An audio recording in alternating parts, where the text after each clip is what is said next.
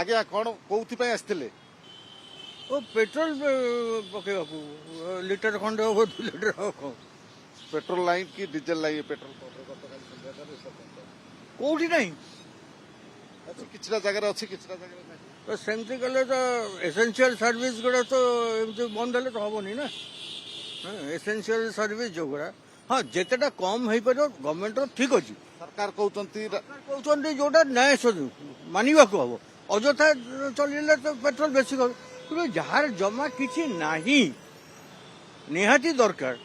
ମୁଁ ଗୋଟେ 78 ବର୍ଷର ବୟସ୍କ ଲୋକ ଗୋଟେ ରିଟାୟାର୍ଡ ମ୍ୟାନେଜର ମୁଁ ତ ମିଛ କଥା କହିବିନି। ମୁଁ ବି ବେଶୀ ବାହାରକୁ ଯିବା ଆସିବାର ନାହିଁ। ଯୋଉଠି ଯେତେଟା ମିନିମମ୍ ଆମର ଦରକାର ହବ ସେତିକି ଯଦି ଆମେ ନ ପାଇବୁ ତାହେଲେ କେମିତି ହବ? ଦେଖ ମାନେ ମ୍ୟାନେଜମେଣ୍ଟ କହୁଛନ୍ତି ଠିକ୍ କିନ୍ତୁ ପ୍ରାକ୍ଟିକାଲି ତେଲ ପାଇଁ ଆସୁଥିଲେ ଆଜ୍ଞା। ତେଲ ତ ବନ୍ଦ ଟାଙ୍କି ଆଉ କଣ କରିବୁ?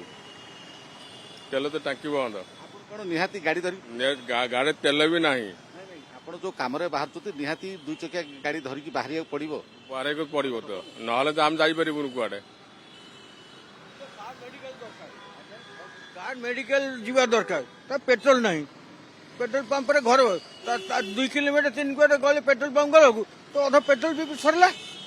ତାହେଲେ କୋଉ ଆଡୁ ସମ୍ଭାଳିବେ? ଯୋଉଠି ପେଟ୍ରୋଲ ମିଳୁଛି ସେଇଠି ଜାମ୍। ଜାମ୍ କଥା ତ ଅଲଗା ଲାଇନରେ ଠିଆ ହେଲେ 5 ମିନିଟ୍ 10 ମିନିଟ୍ ପରେ ମିଳିବ। କିନ୍ତୁ ଗୋଟିଏ ଲୋକ ଏଇପଟେ ଅଛି ତାର ହସ୍ପିଟାଲ ଯିବା ଦରକାର ମିସେସକୁ ନେଇକି ଏଇଠି ପାଇଲେନି ସେ 5 କିଲୋମିଟର 10 କିଲୋମିଟର ଯିବ ଯେ ପେଟ୍ରୋଲ ଖର୍ଚ୍ଚ ହବ ସେଠି ବି ମିଳିବ କି ନାହିଁ ସିଓରିଟି ନାହିଁ। ସରକାର କହୁଛନ୍ତି ପେଟ୍ରୋଲ ଅଛି ଡିଜେଲ ଅଛି। ମହାସଂଘ ବି ପେଟ୍ରୋଲ ପମ୍ପ ମାଲିକ ମାନେ ବି କହୁଛନ୍ତି ପେଟ୍ରୋଲ ଡିଜେଲ ଅଛି। ଶୁଣନ୍ତୁ ନିୟମଟା ଯୋଉଟା କରୁଛନ୍ତି ସରକାର that is okay but management should be in different way. ଇଏ ଆଗରୁ କହିବା କଥା ଯେ ମୋର ଟାଙ୍କିରେ ଏତିକି ପେଟ୍ରୋଲ ଅଛି ଗୋଟେ ଦିନ ଯିବ ତାଠୁ ରେଷ୍ଟ୍ରିକ୍ସନ କରିଦେବ।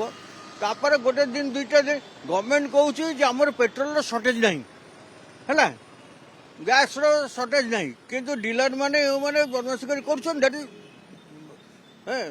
ସେଟା ପୁରାପୁରି ଭିତରେ ଇନକ୍ୱାରି କଲେ ପାଇଯିବେ। ତ ସେଟା ଆମେ କେତେ ସମ୍ଭାଳିବୁ ଜନ